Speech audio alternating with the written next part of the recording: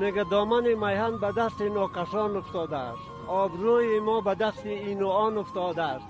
کاسلیسان اجانب رگ غیرت را برید، گردن غیرت به دست ظالمان افتاده است. مردم به فحشا کشاندند. من یک چند جمله نوشته کردیم میره بخشید. بفرمایید پدر، بفرمایید. خیلی با پدر سر خوردیم که برجست کش را تن از جسمت نمایان کرده ای، با بلوز چسب کوتاه خود را اوریان کرده ای. از متاع بی‌حجابی آنچه دادی در بساط، کردی بر عالم عیان و کار دونان کرده ای. در پوهنتون و دفاتر می روی ای نامراد، فیلم های مبتذل به پرده چالان کرده ای.